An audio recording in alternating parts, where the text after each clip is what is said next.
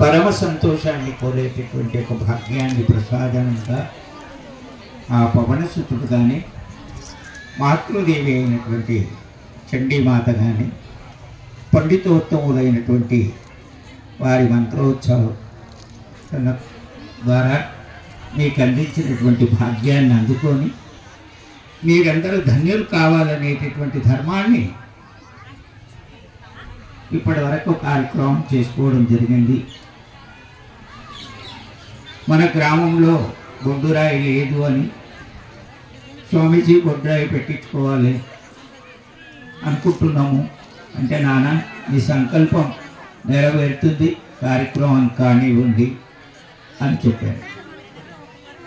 ఈ రోజుతో ఆ కార్యక్రమం కూడా నెరవేరింది. ఇంకా కూడా సంతోషం ఏమిటి కదా అంటే మీరు ఈ 10 నిమిషాలు నిశ్శబ్దంగా కూర్చున్నారు చూడండి. అన్నిటికంటే ముఖ్యమైనది ఏమిటి కదా అంటే మీరు ఎంత నిశ్శబ్దాన్ని వహిస్తారో అంత భాగ్యం దొరుకుతున్నట్టే మీ అందరికీ. మరి అటువంటి భాగ్యాన్ని పొందాలంటే మనం ఏం కావాలి? మన అంతర్యామిలో ఉండబడేటటువంటి ఆత్మజ్ఞాన తేజస్సంపన్నమైనటువంటి ఒక కాంతి విరాజిల్లుతున్నటువంటి యోగ జ్ఞానము మనందరిలో ప్రకాశించబడాలి అనేటటువంటి ఒక ధర్మం కోసము ఇంతకాలం మనమంతా ఈ కార్యక్రమాన్ని చేసుకోవడం జరిగింది. ఆత్మ బాంధవులారా, పరమాత్మను మనం ఎక్కడ చూస్తే కనిపిస్తాడు? ఎక్కడ చూసినా కనిపించినట్టయితే కనపడడు. మరి ఎక్కడ చూడాలి? మనందరము ఎక్కడ చూడాలి? పరమాత్మను చూడాలంటే మనం నిశ్శబ్దాన్ని వహించి 2 కళ్ళు మూసుకొని అంతర్యామి ద్వారా పరమతేజమైన ప్రకాశాన్ని వికసించేటటువంటి యోగాన్ని పొందగలిగేటటువంటి ధర్మం ఎప్పుడైతే మనం ఉపయోగించబడతామో అప్పుడు భగవంతుని యొక్క దర్శనాన్ని పొందగలిగేటటువంటి యోగత మనకు వస్తుంది అనేటటువంటి సత్యము ఎప్పుడు మర్చిపోరాదు. అటువంటి సత్ప్రవర్తన ఎవరిలోనైతే ఉంటుందో వారికి దుఃఖం అనేటటువంటిది ఎక్కడ ఉంటుంది అనేటటువంటి తెలియదు. కాలంతో కూడుకున్న ప్రమాణం ఎప్పుడు వస్తుంది అనేటటువంటిది కూడా తెలియదు. ఈ కర్మతో కూడుకున్నటువంటి ధర్మలక్షణంలో ఉండబడేటటువంటి మనోనిగ్రహాన్ని మనం కాపాడుకుంటూ నిర్మలమైన హృదయంతో మనం ఎప్పుడు ఉండబడతామో అప్పుడు ఆ పరమేశ్వరుడు మనకు కావలసినటువంటి భాగ్యాన్ని ప్రసాదిస్తాడు అనేటటువంటి ధర్మం మనం అందరం తెలుసుకోవాలి. మరి ఆ ధర్మాన్ని గురించి మనం ఎంత తప్పిస్తున్నాము? ప్రకృతి సిద్ధమైనటువంటి యొక్క భ్రాంతిలో అలవాటు పడి మాయ వ్యామోహంలో చిక్కిపోయి మనలో ఉన్న పరమ తేజ సంపన్నమైనటువంటి యొక్క కాంతితో విరాజిల్లుతున్నటువంటి యొక్క పరమాత్మను మర్చిపోయి అనిత్యమైనటువంటి దాని గురించి తప్పిస్తూ ఇష్టమైనటువంటి యొక్క భాషను చేస్తూ ఉంటున్నాం మనమందరం.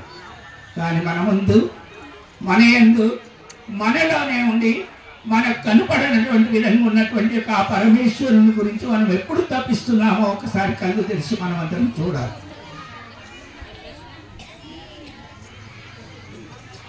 ఆ తపన ఏ ఇంట్లో ఉంటుందో ఆ ఇంట్లో శాంతి ఉంటుంది. ఆ లక్షణం ఏ భక్తులలో ఉంటుందో ఆ ఇంట్లో వారు తిరిగినంత దూరం అంతా కూడా పవిత్రమై ఉంటుంది, శాంతిగా ఉంటుంది. అటువంటి సత్యాన్ని గ్రహించగలిగేటటువంటి సద్బుద్ధిని మనమందరం నేర్చుకుంటూ మన పిల్లలకు నేర్పాలి. అటువంటి భాగ్యాన్ని పొందడానికి మనలో ఉన్నటువంటి యొక్క పరమ తేజ సంపన్నమైనటువంటి కాంతితో విరాజిల్లుతున్నటువంటి యోగాన్ని గమనిస్తున్నటువంటి సత్యం ఏదైతే మన లోపల ఉంటుందో ఆ సత్యాన్ని పొందితే మనకు ఒక ప్రశాంతత ఏర్పడుతుంది. ఒక ప్రశాంతత ఒక్కటేనా? పాడి పంటలు పవిత్రంగా ఉంటున్నాయి, పరమ సంతోషం ఉంటుంది. మనం చేసుకున్న పదార్థాన్ని మనం స్వీకరిస్తే మనలో మనకు ఆనందం కలుగుతుంది. అటువంటి ఆనందాన్ని పొందడానికి కావలసినటువంటి ధర్మం మనమందరం ఎప్పుడు చేయబడతామో అప్పుడు ధన్యులం అవుతాం అనేటటువంటి సత్యము మనమందరం తెలుసుకోవాలి. పరమాత్మ నామం చేయినానా అని అడిగితే ఏమంటాం తెలుసా? వీరి వారి ముచ్చట్లు పెట్టి వారి వారి మాటలు వింటూ పరమాత్మ నామాన్ని మర్చిపోయి మనం ఇష్టాయిష్టంగా ప్రవర్తిస్తున్నటువంటి ఒక లక్షణాలు మన చుట్టూంటున్నాయి. కాబట్టి మనకు శాంతి లేదు, ఉండదు.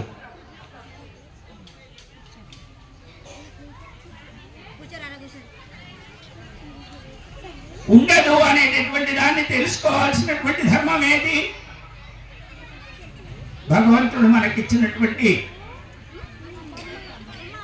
మనస్సు, బుద్ధి, చిత్తము పవిత్రమైనటువంటి ఒక ధర్మంగా మనస్సు బుద్ధిని సమీపించి బుద్ధి చిత్తములోనికి ప్రవేశించి సత్యము అనేటటువంటి యొక్క ధర్మాన్ని చిత్తములోనే ఉంటున్నారు. కాబట్టి దాన్ని తేలిక పడేటటువంటి యోగాన్ని మనం ఎప్పుడు పొందుతామో అప్పుడు పరమ సంతోషం వస్తుంది, అహంకారం అణిగిపోతుంది, జ్ఞానం ప్రకాశిస్తుంది, అజ్ఞానం మన నుండి దూరం అయిపోతుంది, చీకటి పలువులు ఎత్తిపోతాయి. కాబట్టి అటువంటి ధర్మాన్ని మనం ఉపయోగించుకొని జీవించాలనేటటువంటి సత్యాన్ని మనం ఎప్పుడు పొందబడతామో అప్పుడు ధన్యులం అవుతాము. అటువంటి ధర్మాన్ని మనం కాపాడితే, ఆ ధర్మాన్ని మనం కాపాడకపోయామనుకోండి, అది చేస్తే ఏమొస్తుంది అంటే ఏమీ రాదు. మరి చెయ్యకపోతే ఏం పోతుంది మన నుండి? ఎందుకంటే మన పూర్వీకులు కానీ మన పురాణాలు కానీ మనలో సనాతన ధర్మమైనటువంటి యొక్క విధి విధానాల్లో ఉండేటటువంటి యొక్క నగ్న సత్యానికి తేలికపరిచిన మన పెద్దలు ఏమంటున్నారు కదంటే, నానా నీ మనస్సును ఎంత పవిత్రంగా ఉంచుకుంటావో నీవంత సంతోషంగా ఉంటావు.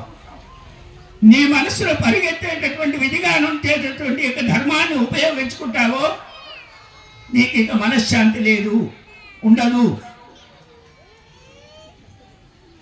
మరి మనశ్శాంతి లేదు అంటే ఎవరిని అడిగి తీస్తారు?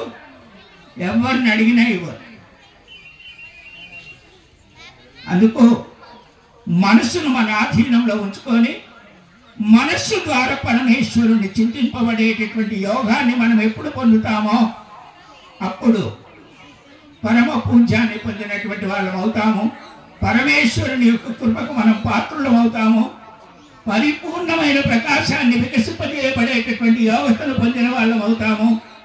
అంతర్యామిలో పరమ సంతోషాన్ని గోరేటటువంటి విధి ఏర్పడతారు. మద్దూరులో ప్రతి గ్రామం, ప్రతి ఇంట్లో ఈ పరమేశ్వరుని చింతన అనేటటువంటి యొక్క యోగత మనం ఎప్పుడు పొందబడతామో అప్పుడు మనమంతా ధన్యులం అవుతాం. ఒకరోజు మా గురువు గారు అనేది, వెంకటస్వామి ఇట్రా అనేది. స్వామీజీ వచ్చాను అని ముందు నిలబడితే, ఏమిరా ఏమిచ్చి పరమేశ్వరుని చింతిస్తున్నావు అన్నాడు. గురుదేవా ఏమి ఇవ్వాలనో నాకైతే తెలియదు. నాకైతే నగలు కానీ భూషణాలు కానీ నాకు కావలసినటువంటి భోగభాగ్యాలు కానీ నన్ను మించిపోయినటువంటి ఏమి లేవు నా దగ్గర. మరి నన్ను ఏమి ఇవ్వమంటావో చెప్పుమని సద్గురుమూర్తి అయిన మదనానంద సరస్వతి స్వామివారి యొక్క పాదాల విందముల యందు పడి నమస్కరించుకున్నాను. నానా నీ అజ్ఞానమును గురుచరణాల దగ్గర వదిలిపెట్టి నీలో జ్ఞానమును వికసింపజేసేటటువంటి యొక్క ధర్మమును ఉపయోగించి నీ తనవు, నీ ధనము, నీ మనస్సును నాకు దారపోసి నీవు లేనివాడిగా ఉండి నన్ను సేవిస్తే నీకేమి కావాలన్నా అది దొరుకుతుంది అన్నాడు నా గురుదేవుడు.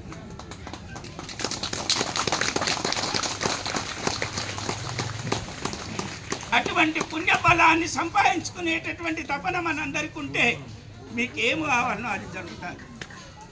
స్వామీజీ తీర్థం పెడతాడట, స్వామీజీ మాకేమో ఇస్తాడట అనేటటువంటి ఆలోచన అందరికీ ఉంటుంది. స్వామి తీర్థం పెట్టినా ఏం దొరకదు మీకు. ఎందుకు దొరకదు? ఆ భావన మీకు లేదు కాబట్టి ఏ ప్రసాదం పెట్టినా వేస్తే. ఏ పదార్థం పెట్టినా కూడా వేస్తే. అందుకు మీ అందరిలో భగవంతుని పైన గురి ఉంచేటటువంటి ప్రయత్నం మీరు ఎప్పుడు చేసుకుంటారో, గురుదేవుని పట్ల ఎప్పుడైతే దృష్టి ఉంచుతారో, మన పురాణ ధర్మాలను ఎప్పుడు మనం గ్రహించబడతామో, మన పూర్వీకులు నామస్మరణ కల్పించి స్మరించేటటువంటి యోగకు మన పెద్దలు చెప్పినటువంటి యొక్క ధర్మాన్ని మనం ఎప్పుడు కాపాడుకుంటామో అప్పుడు బాగుంటామనేటటువంటి ధర్మం మనందరికీ రావాలి కదా, అది మనకు తెలియాలి కదా.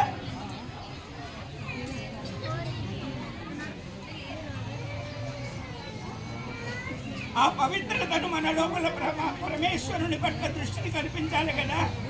మరి అటువంటి మనస్సు మనకి ఎందరికి ఉందో ఒకసారి చేయలేవట్టండి, చూద్దాం. కొద్దిగానన్నా లేపకండి.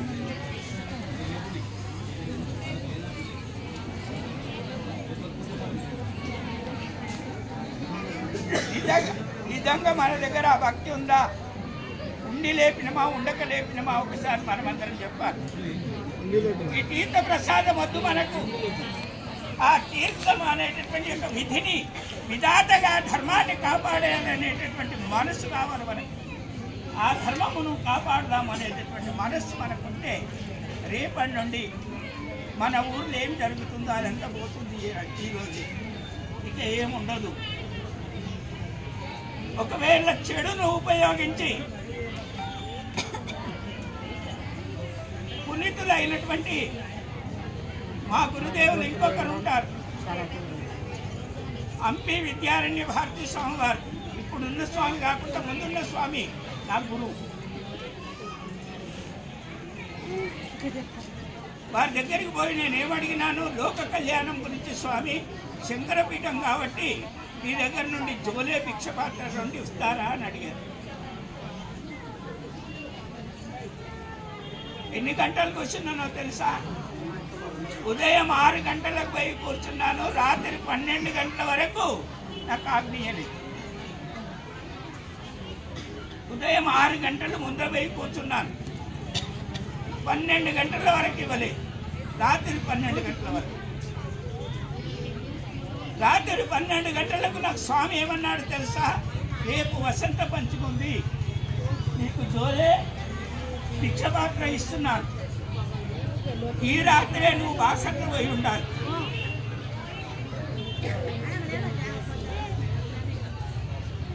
అవి ఇచ్చినాక నేనేం చేశాను కదంటే, జోలే భిక్షపాత్ర ఇచ్చి సరస్వతి మూలాన్ని నాకు చెప్పి, ఆనా ఇక పోరా అన్నాడు. ఈపులో ఒకటి గట్టిగా కొట్టి ఇక పోనానా అన్నాడు. ఆత్మబాంధవులారా,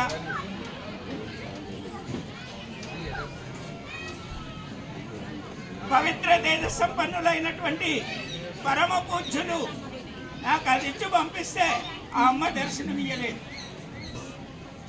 3 రోజులు అక్కడే ఉన్నాను. 3 రోజుల నాటికి 2 కాళ్ళకు తాడు, 2 చేతులకు తాడు కట్టుకొని గోదావరి నదిలో పడతానని గొంతు వరకు నీళ్ళు వచ్చేదాకా వెళ్ళారు. అక్కడికి పోయిన తర్వాత ఆ అమ్మవారు గుళ్ళో ఉండి ఇవ్వలేక నదిలో నాకు ఆశీర్వచనం చేసింది.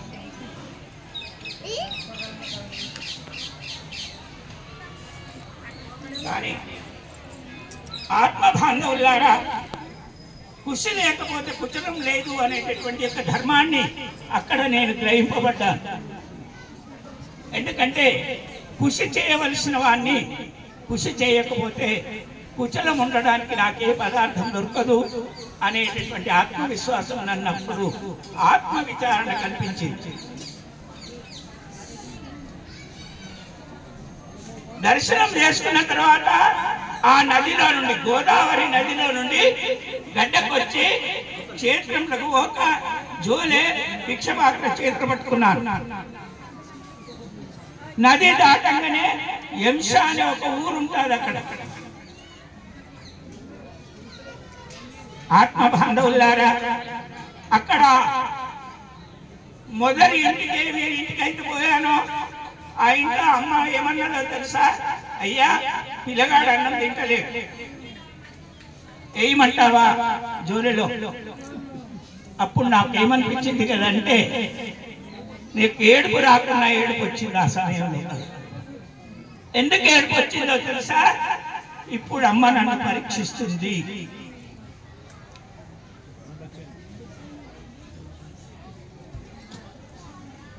ఆత్మ బాంధవులారా,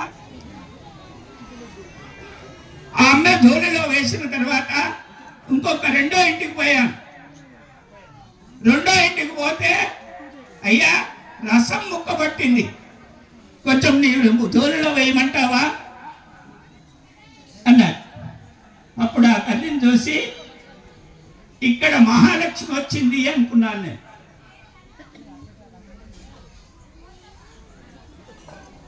ఆ తర్వాత మూడో ఇంటికి పోతే సగం నూకలు సగం ఉసుక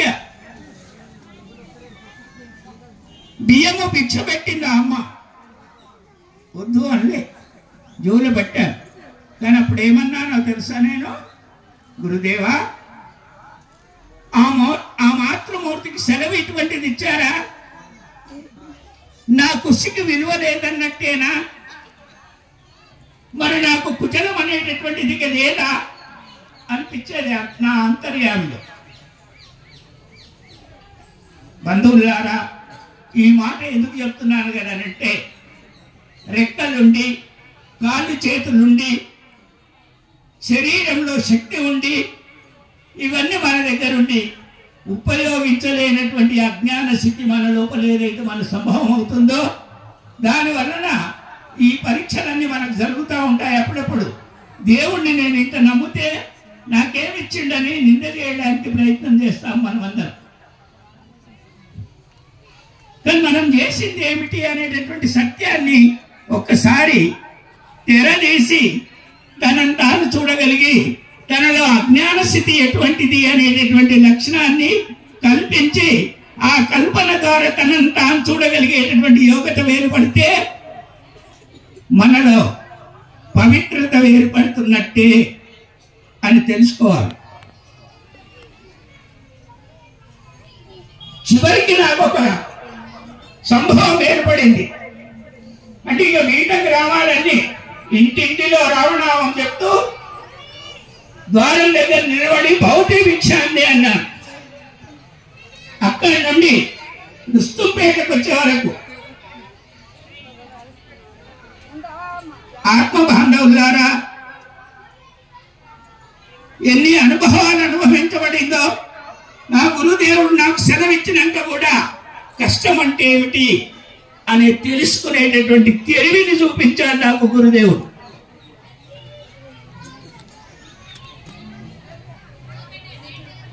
నేను ఒక చిన్న మారుమూల గ్రామంలో గడ్డి గుడిసెలో, ఈ ఊళ్ళో చూస్తుంటారు, నేను ఒక చిన్న గుడిసెలో ఉండేవాడిని.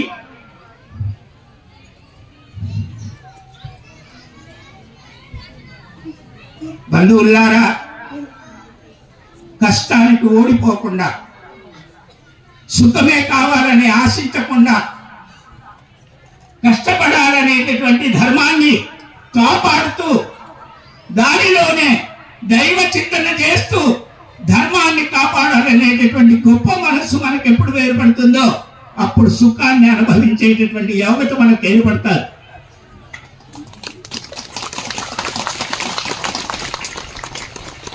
కష్టం ఏమి లేకున్నా కడుపుకు కావాలి, తినాలి, ఇంటికాడ భార్య బాగా లేకున్నా, పిల్లలు బాగా లేకున్నా, సంసారానికి సరిపడేటటువంటి వస్తువు లేకున్నా, నానా రకాల వస్తువులను భ్రమించి వాటి పట్ల పరుగులు ఎత్తుతూ వాటిలో చిక్కిపోయి మన ధర్మాన్ని మనం కాపాడక అయ్యో అని కళ్ళు తెరిచి చూసినప్పుడు ఆందోళన చెందడం వల్ల వచ్చే భాగ్యం ఏమిటో ఒకసారి మనం అందరం కళ్ళు తెరిచి చూడాలి.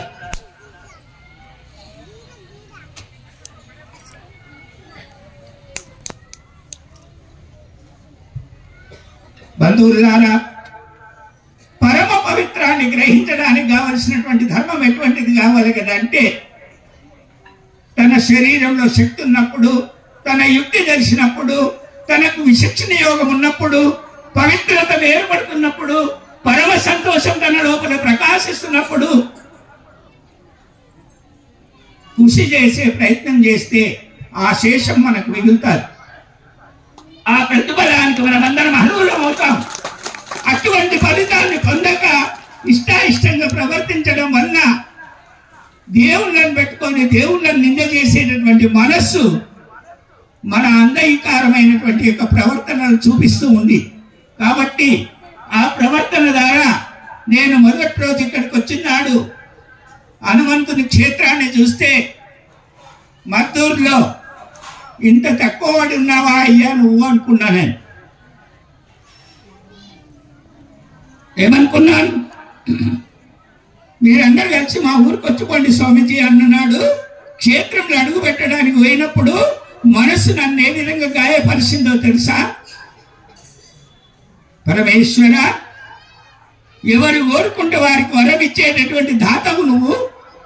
ఎవరికి ఏమి కావాలో అది ఇచ్చగలిగేటటువంటి యోగ్యత కలిగినటువంటి వాడు. నీ క్షేత్రమే ఈ విధంగా ఉంది అంటే నా క్షేత్రం ఎంత అంగీకారం అయ్యిందైతే ఈ విధంగా ఉంటుంది అనేటటువంటి మనసు నన్ను గాయపరిచింది.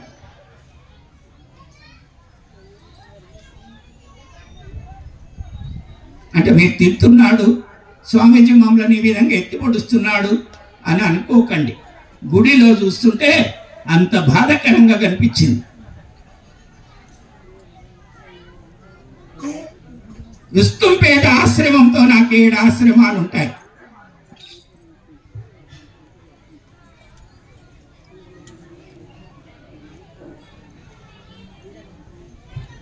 ఆత్మ బాంధవులారా, నా చివరి దిశలో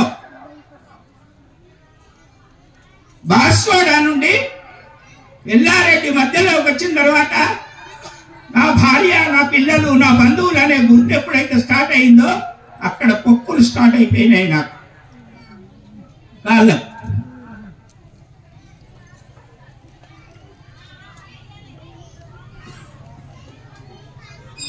పరమేశ్వర,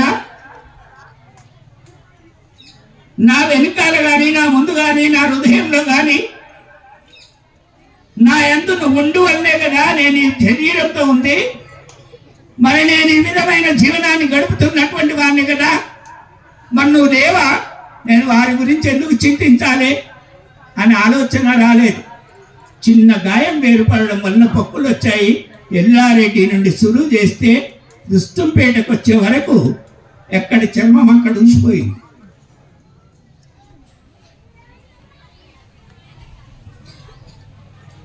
ఆత్మ బాంధవులారా, లోక కళ్యాణం కోసము శతచండీ యాగం చేయాలనే సంకల్పం చేసుకున్న ఆ రోజుల్లో ఎల్మకన్య అనే గ్రామానికి వెళ్ళారు. గౌడుపల్లి దగ్గరలో ఉంటారు. అక్కడ మంగళపాటి రామ్ దత్తయ్య గారు అనేటటువంటి పంతులు గారు, వారి దగ్గరికి వెళితే ఏమన్నాడు తెలుసా? నీకు చండీ దీక్ష లేదు కదా, నువ్వు ఆ దీక్ష పొందే వరకు యాగశాల ప్రవేశం లేదు అన్నారు. మీరందరూ యజ్ఞం మీద వస్తున్నారు. మా పంతులు వారు మంత్ర విధానాన్ని అంతా చెప్పారు. మీకు ఏ పూర్వపుణ్యం దొరికిందో తెలియదు కానీ యాగంలో కూర్చున్నా నాకు ఆ యాగానికి రానిక కూడా లేదన్నారు.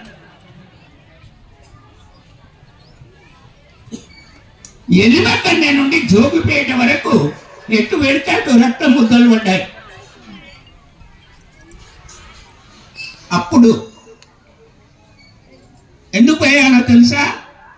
గురుదేవా, నా తనము, నా ధనము, నా మనస్సు నీకు దారిపోస్తున్నాను, నాకు బాలాదీక్ష చెయ్యన్నా.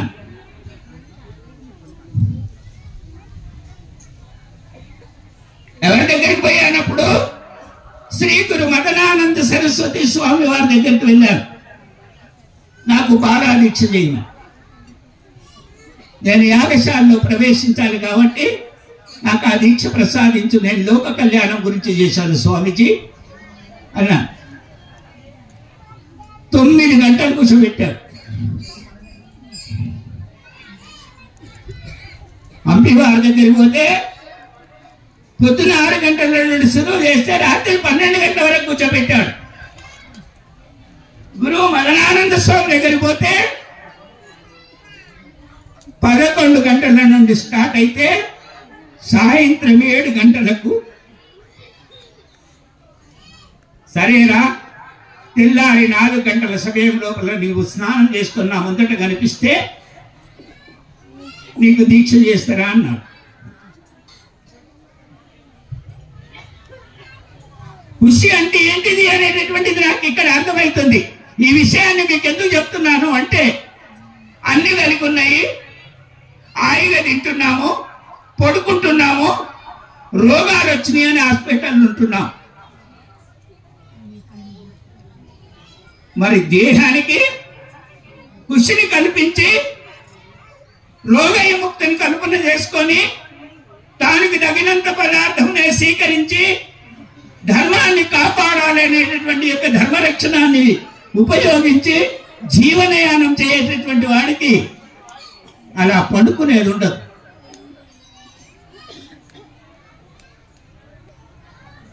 మీ ఊరిలాగానే కష్టము అనేటటువంటిది చాలా బాధ అవుతుంది స్వామీజీ, ఇక్కడ తెల్లారితే అక్కడ తలిగిపోతున్నాయి, అక్కడ తెల్లారితే అక్కడ తలిగిపోతున్నాయి అని మీకెవరన్నా బంధువులు ఉంటారేమో చౌటకూరులో.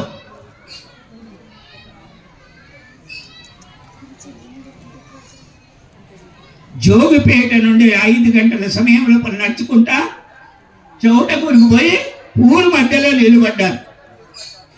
నానా నేను పోనా అని అడిగారు దీనత్వంగా. నేను గొప్ప పేరున్నవాడిని అని కాదు, దాసిగా నేను వెళ్ళొచ్చా అని అడిగారు. మీ దగ్గరికి ఎందుకు వచ్చిందో తెలుసా? నేను స్వామీజీ మా ఊర్లో ఈ విధమైన ధర్మాలు నడుస్తున్నాయి అనేటటువంటి దానికోసం చెప్పడానికి వస్తే వచ్చినా, లేకపోతే రాను. నాకు చాలా కార్యక్రమాలు ఉంటాయి.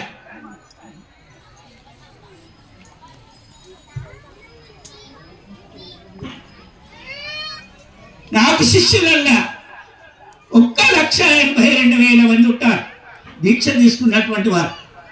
నా గురువులందరూ ఆశ్చర్యపోతారు, వెంకటస్వామి ఒక్క ప్రాంతానికైనా నువ్వు ఎన్ని ప్రాంతాలకు అన్నా.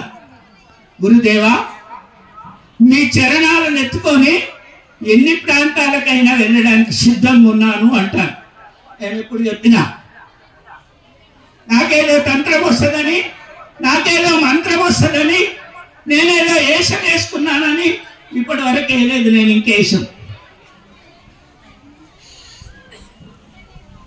కొన్ని ప్రదేశాలు భారతదేశంలో పలానా వెంకటస్వామి అంటే ఒక పిల్లగాడు, చిన్న పిల్లగాడు అతడు అంటారు ఇప్పటికి కూడా గురువులు. కానీ మీ ప్రాంతంలో పుట్టానే, మరి ఈ ప్రాంతంలో నేను చాలా తక్కువ తిరగను. అప్పుడెప్పుడు పాదయాత్రకు వచ్చినప్పుడే అట్లా 9 సార్లు పాదయాత్ర చేశాను. రెప్ప కొట్టకుండా సూర్యుడిని 41 రోజు చూసినాను, ఉదయించి నుండి అస్తమించే వరకు. కందుబోయి అనే డాక్టర్లు అందరు కూడా, ఈ డాక్టర్లను దొరికొచ్చిన వాళ్ళు ఎవరో తెలుసా? నర్సాపూర్లో గుండమీరయ్య అని ఉండే పెద్ద ఆయన.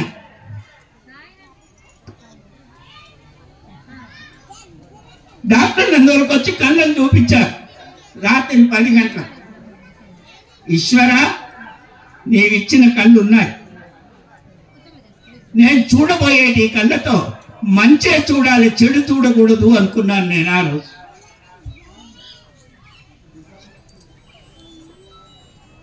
ఇలాంటి గ్రామాలు కొన్ని 1000 ఉంటాయి. వెంకటస్వామి పోయి మంచిగా అయినాయి అని చెప్పేటటువంటి గ్రామాలు కొన్ని 1000 ఉంటాయి, 1-2 కాదు. బంధువులారా, మీరు కూడా ఈ పవిత్రమైన భక్తి మీ హృదయంలో ఉంటే, నాకు ఎటువంటి రక్త సంబంధం లేకున్నా సరే కానీ మీ గ్రామం అంతా కూడా నాకు బంధువులే అని నేను అనుకుంటానని నేను అంటున్నాను.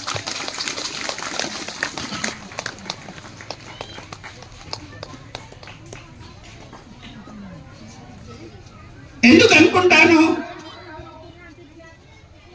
పరమేశ్వరుడు ఎందుకు ఇచ్చిండో, ఏ పూర్వపుణ్యమో ఈ జన్మ మనకు ప్రసాదించుండు.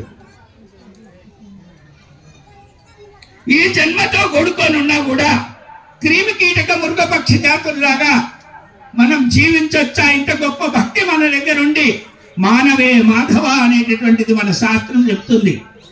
నరే నారాయణ అని అంటుంది మన శాస్త్రం. మన పెద్దలు ఈ విధంగా చెప్తున్నారు. ఈ జన్మ మనకు వచ్చిన దానికి దైవ చింతన మనందరికి ఉండాలని మీ అందరినీ చేతులెత్తి దండం పెడతాను. ఉండాలా ఉండకూడదా మీరందరూ చెప్పాలి. మన ఇంట్లో ఎప్పుడైనా మన ఆయన మందేసుకొని వచ్చి ఊగుతూ సోగుతూ వచ్చి మనలో భూతు భాషలతో తిడుతున్నప్పుడు ఓర్పు ఎవరికి అవసరము? ఆయనకా మనకా? మాతృమూర్తులు చెప్పాలి. ఆయనకు ఉండాలన్నా మనకు ఉండాలన్నా?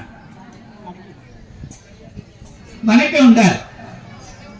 ఈ మాట మనం తెలుసుకోవాలి. ఎందుకంటే 10 నిమిషాలు, 20 నిమిషాలు, 30 నిమిషాలు, 40 నిమిషాలు, 50 నిమిషాల వరకు ఆయన అట్టిగా ఓడుతూ తిరుగుతూ ఉంటే అది ఓర్చుకున్నాం అనుకో, తెల్లారు ఆయన మందు కొట్టడమో, చెడు పని చేయడమో, ఇతరుల వంక చూడడమో, ఇలాంటి ఆలోచనలన్నీ దూరం ఉంటాయనేటటువంటి ధర్మమును మనం కాపాడుకొస్తున్నది తప్ప మాతృదేవతలు ఈ ధర్మాన్ని కాపాడకపోతే ప్రతి ఇంట్లో ఒక కయ్యం ఉంటుంది. ఒక ఇంట్లో కాదు, ఇది ప్రతి ఇంట్లో ఉంటుంది కయ్యం. కాబట్టి ఓర్పు మమ్మల్ని ఇచ్చిన దానికి మా తల్లులందరూ కూడా ఆ ఓర్పు ఉంటేనే ఇంతటి వాళ్ళమైనము అనేటటువంటి దండము నాది పెడతానే కాకుండా నా గురుదేవులు నాకు ఆశీర్వచనం చేసింది కూడా మీకు ఇస్తాను.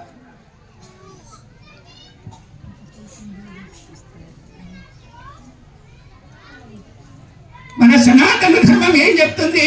మాతృదేవోభవ పితృదేవోభవ అంటున్నారు. మరి మనం ఏమంటున్నాం?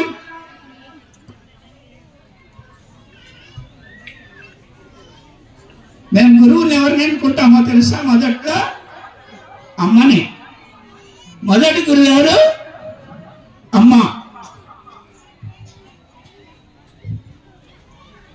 అమ్మ ఏం చేసింది? ఇప్పుడు మీ సంఖ్యలో ఉన్న పిల్లల్ని మీరు ఏం చేస్తుండ్రో ఒకసారి చూడండి. నేనంటే ఇంత పెద్దవాడిని అయినా ఒకసారి మీ పిల్లల్ని చూడండి. తల్లే మొదటి నేర్పులన్నీ నేర్పింది తల్లి మాత్రమే. అందుకే తల్లే మొదటి గురువు.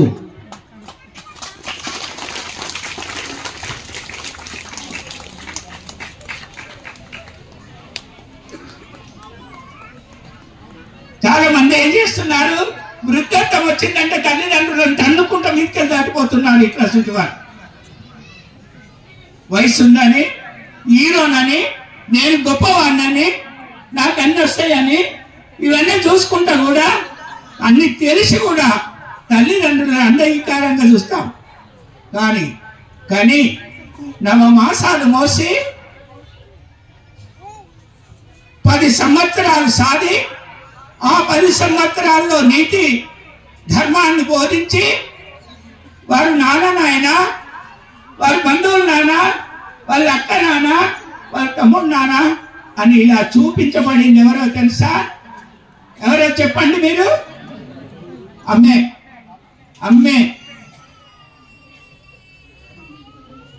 కానీ అమ్మను నింద చేయొచ్చా? తల్లిదండ్రులను వంచన చేయొచ్చా? తల్లిదండ్రులను అంగీకారంగా చూడొచ్చా? చిన్ననాడు కానీ 10 ఏళ్ళు వచ్చే వరకు వాడు ఏమి చేసినా, ఎంత అంగీకారం చేసినా కూడా శుద్ధి చేయబడింది. పక్కింటి వాళ్ళు కాదు, ఇంకెవరో కాదు చేసేది, అమ్మ మాత్రమే. నమ్ముదామా?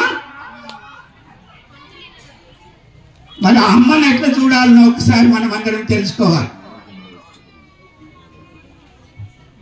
అంటే స్వామీజీ ఏదో భక్తి గురించి మాట్లాడతాడేమో అనుకున్నాం, కానీ ఇవన్నీ అడుగుతాడని అనుకోలేదు.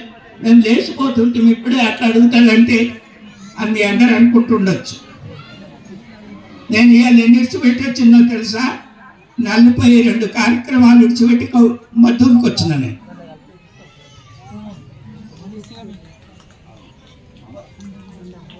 ఆత్మ బాంధవులారా, రేపటి నుండి ప్రతి తల్లిలో ఉదయం లేచి శుద్ధి శుభ్రత చేసి పిల్లలకు నీతి నేర్పి పవిత్రమైనటువంటి భర్తకు పరమ పూజ్యుడు అనేటటువంటి యొక్క ధర్మంతో దండం పెట్టి అత్తమామకు రేపు నడక ఎటువంటిది కావాలి నాకు అంటే వారి సేవనే నాకు భాగ్యము. రేపు నాకు రానున్న రోజు అటువంటి పవిత్రమైన రోజే. కాబట్టి సేవ చేయడం తప్పదు, సేవ చేయాలి అని ఎంతమంది తల్లులు అంటారో ఒకసారి చేయలేవట్టండి. మా యవ్వ అత్తమామకు సేవ చేస్తామని ఏమో చాలా మంది ముదురుకొని ఒట్టిగా నన్ను లేపు చూపిస్తున్నారేమో అనుకుంటున్నానే. నిజంగా కాదు.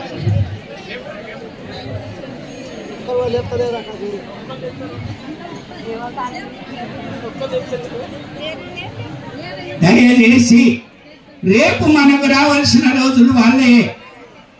మనం కన్న పిల్లలు మాకు ఇప్పుడు చూసుకుంటూ ఉంటే రేపు మనకిచ్చే భాగ్యం అదే. కాబట్టి తల్లిదండ్రుల పట్ల దయదలించండి. మన తాను కలిగింది పెట్టి వాళ్ళ చరణాలను కోరండి. రేపటికి మనకు మంచి రోజులు వస్తాయి అనేటటువంటి ధర్మాన్ని కాపాడండి. మన సనాతన ధర్మం చెప్తున్నటువంటి ధర్మం ఏదైతే ఉంటుందో దాన్ని కాపాడి మనం ధన్యాన్ని సంపాదించుకోవాలని మీ అందరిని అడుగుతున్నాను. అటువంటి ధర్మాన్ని మనం కాపాడుదాం కదా. చాలా మందికి ఆకలి వేస్తుండొచ్చు అని ఆడికి పోతే ఎప్పుడు పెడతారో అని ఎప్పుడు తినొచ్చినామో మనం ఇంత తిన్నామా? నిజంగా చాలా మందికి తిన్నాం. కొంతమంది యజ్ఞం మీద పూజ మీద కూర్చున్న వాళ్ళు ఏమన్నా తినకుండొచ్చు తప్ప మిగతా అందరం ఇంటికాడ మంచిగా తినొచ్చినట్టే పుష్టిగా. కొంతమంది వీటిలో అసలు కథలు గీతలు చెప్తుంటే కొంతమంది నిద్రపోతుంటారు.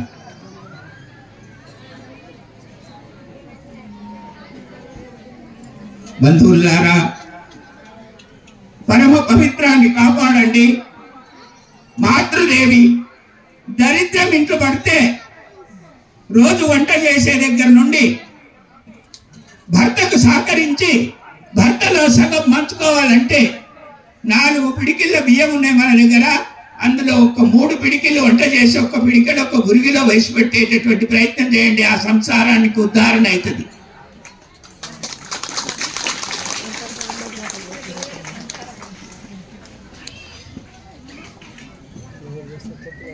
నలుగురు బంధువులు వచ్చిండ్రు. అందరికి వడ్డన అయిన తర్వాత మిగులుతుందో లేదో అని ఆందోళించేదానికంటే వడ్డన వేసేటప్పుడు మనసిచ్చి వడ్డన చేసే ప్రయత్నించండి. తప్పకుండా నీ వంతు మిగులుతుందా భోజనంలో.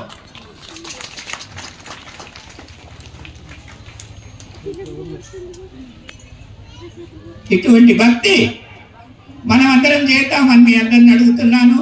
ఇంట్లో శుద్ధి శుభ్రత లేకపోతే తెల్లారి లేవంగానే శుద్ధి శుభ్రత చేసుకునే ప్రయత్నం చేయండి. మాతృదేవతలకు ఒక చిన్న విన్నపము, అత్త మామ కనిపిస్తే వారి కాలు పట్టుకొని లేవండి. భర్త పక్కనుంటే వాళ్ళ కాళ్ళను మొక్కండి. ఆ తర్వాత అంగశుద్ధి చేసుకోండి. ఆ తర్వాత చీపర్ చేతులు పట్టుకొని శుభ్రత చేసుకోండి. ఇల్లు ఆమె ఎంత ప్రశాంతత ఉంటుందో ఒకసారి మీరందరూ చూడండి. నేను చెప్తున్నానని కాదు, చాలా ప్రశాంతంగా ఉంటుంది ఆ ఇల్లు. శుద్ధి లేదు, శుభ్రత లేదు, మన శాంతి లేదు, మనం సమయానికి స్నానం చేయము, దేవుడి దగ్గర పోయి ఇంత దీపం పెట్టుకొని దండం పెట్టుకున్నానని ఆలోచన ఉండదు. పదార్థం అయిపోయిందంటే గపా గపా తినడమేనా? మనకి ఎందుకు ఇచ్చింది జ్ఞానము అని నేను అడుగుతున్నా. ఉండాలి కదా మన జ్ఞానము. నా స్వామి ఒకరోజు ఏమన్నాడు తెలుసా? అరే నీకు ఇలా సన్యాసం ఇస్తారా అన్నాడు. అంటే నేనేమన్నా తెలుసా? స్వామి నా సేవ తగ్గిపోతుందయ్యా నాకు సన్యాసం ఇస్తే. రాజయోగమే నీకు సేవ చేయాలి నేను. మరి అందరికీ సేవ చేయవలసింది ఎవరో తెలుసా? భార్య, పిల్లలు, బంధువులు, మిత్రువులు అందరుండి ఒక సాధువు సంతు ఇంటి ముందరికి వస్తే వారికి సేవ చేయవలసినటువంటి వాడు రాజయోగి మాత్రమే.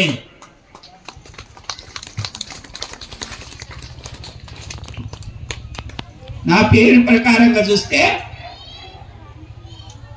నేను ఎప్పుడో సన్యాసం తీసుకుని సన్యాసిలో గడిచిపోవాలి. కానీ నాకు 4 పిల్లలు, భార్య, బంధువులు, మిత్రులు, మీరందరూ కూడా నాకు సమానికమైనటువంటి యొక్క ధర్మాన్ని కాపాడే తల్లులు అనేటటువంటి, నా తల్లి ఎక్కడుందో తెలియదు, ఆమెకి ఎముకలు కూడా ఉన్నాయో లేదో కానీ కనిపిస్తున్న ప్రతి తల్లి నా తల్లే.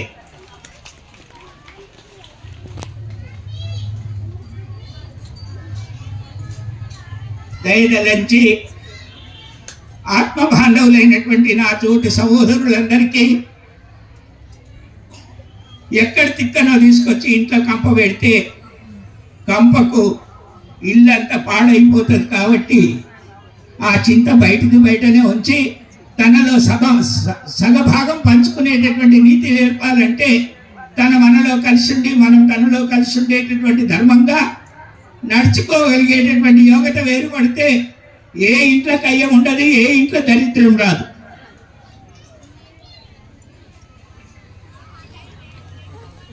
అర్థమవుతుంది కదా? ఆత్మీయులారా, నా తోటి సహోదరులైనటువంటి వారందరికీ నా విన్నపం ఇది. లేదు దోస్తు కలిసిండి ఒకటి దారా అంటే ఒకటి వేసుకున్నాక 2 కావాలంటది, 2 వేసుకున్నాక 3 కావాలంటే 4 వేసుకున్నాక ఎల్లకిళ్ళ పడుకోవాల్సి వస్తుంది.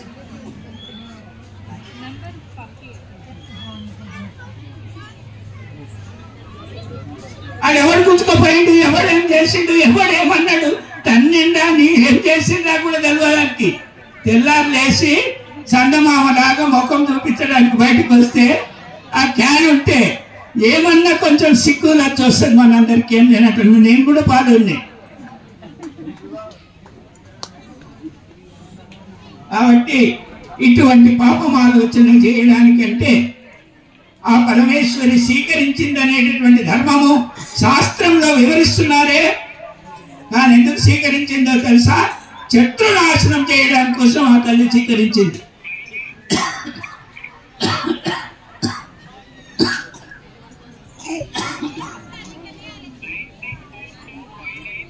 ఇప్పటి నుండి పునీతులైనటువంటి పురుషులందరూ కూడా కొంచెం మందుకు దూరం ఉంటామని ఒకసారి చేయలేవట్టండి. ఎంతమంది ఎత్తరు చూస్తేనే మందుకు దూరం ఉంటామని చెప్పండి. ఇదొద్దు.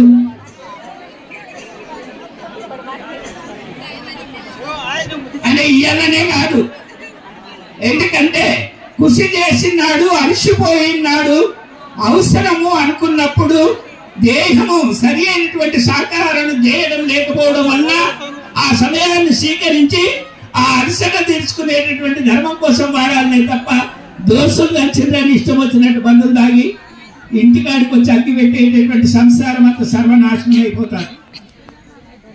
అవుతుంది, ఇప్పటికి ఉండాలి. స్వామి దగ్గరికి వస్తే ఈ దుకాణం బంద్. బంధువులారా, ఆకలి అవుతుండొచ్చు. మరి పంతులు మా ఊరు వాళ్ళందరూ కూడా తీర్థం పెట్టమంటున్నారు. కానీ నేనేమనుకుంటున్నా అంటే ఈ తీర్థం తీసుకుపోయి అన్నం వేస్తారు, ఆ అన్నం అందరు తినాలి అంతే. చేతులలో పెట్టారు, లైన్లలో కూర్చొని పెట్టారు. ఆ పదార్థంలో ఈ తీర్థం మా పంతులు గారు, నేను చిన్నగా ఉన్నప్పుడు వారందరూ కూడా మా దగ్గరనే ఉన్నారు. మురళీ పంతులు గారు, ఇంకొక పంతులు ఉంటాడు అనంతం పంతులు అని. వీరిద్దరు నా దగ్గర కార్యక్రమాలన్నీ చేయడానికి వచ్చేవారు. మళ్ళీ నాకేం రాదు, నాకు యజ్ఞం చేయరాదు, మంత్రం చెప్పరాదు, తంత్రం చెప్పరాదు.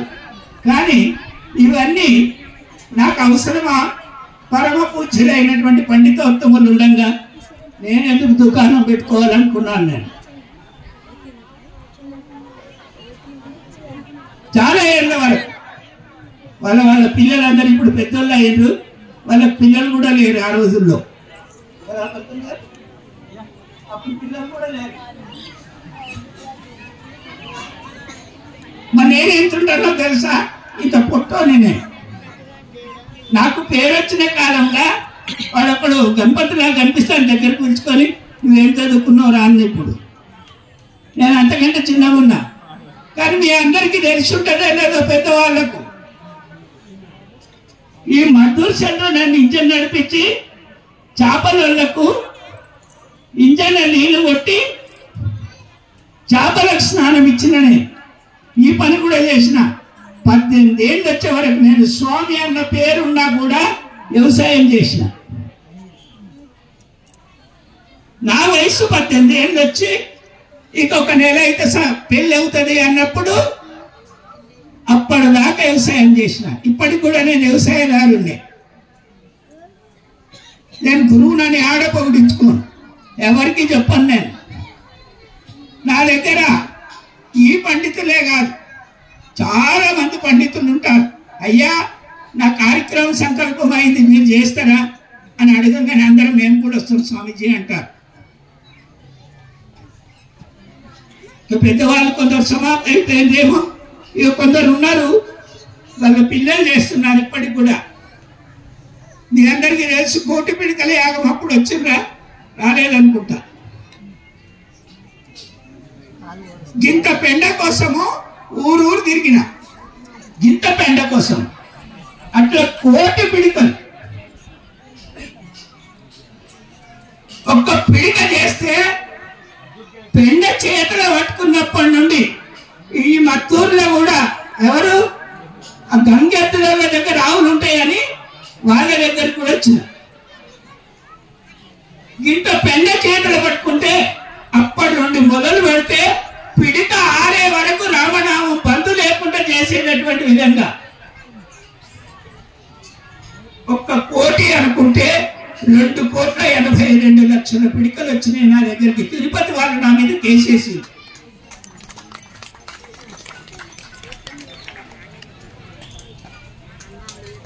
ఆత్మ బంధువులారా, సేవ చేయదలుచుకున్నటువంటి వాడికి ఏదైనా తక్కువ ఉండదు. సేవ చెయ్యొద్దని బద్ద నిద్ర ఏదైతే నిద్రపోతామో అటువంటి వానిల్లే చెడిపోతుంది, మిగతా వానిల్లు చెడిపోదని నేను గట్టిగా చెప్తాను. అన్ని పనులు ఉండక కూడా జర ఆయనక మాట్లాడతా, జర ఆయనక కలుస్తా అని పడుకుంటాం చూడు. అట్లా బద్ద కొన్ని శోభ చేసేదానికంటే వంగి పని చేసే ప్రయత్నం చేయాలని నేను అంటాను.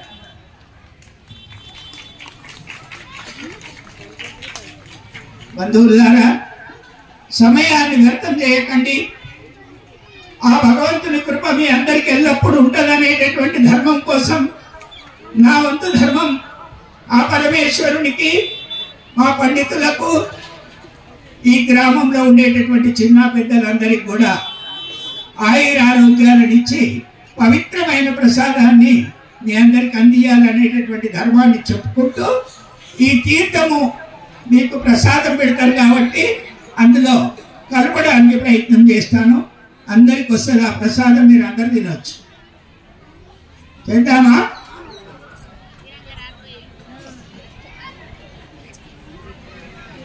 ఏమన్నారు? అందరి విముక్తులు అవుతారు, కానీ పారేయకండి ఆ అన్నంను. వారు వీటి మందులో కలిపిన తర్వాత పారేయకుండా జాగ్రత్తగా తినాలి.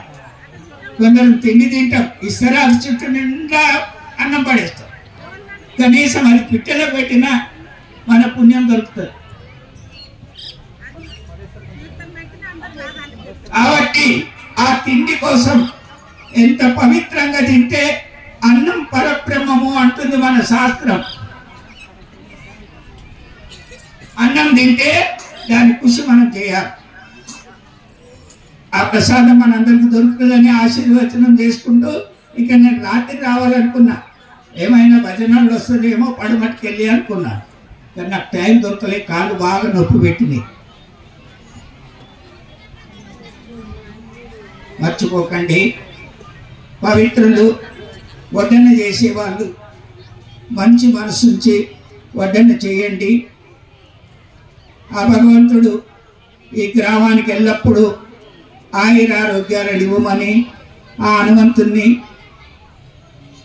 ఈ దేవతలందరికీ కూడా నమస్కరిస్తూ నా వాడికి విరామం ఇస్తున్నాను.